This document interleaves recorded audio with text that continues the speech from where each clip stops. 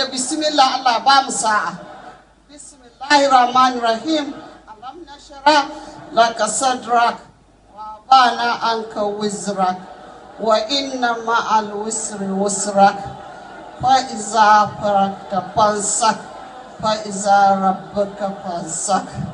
Ya Allah muna roƙonka albarkar sunayenka keɓaɓɓu ka shiga cikin wannan aiki ka dubi bawanka mai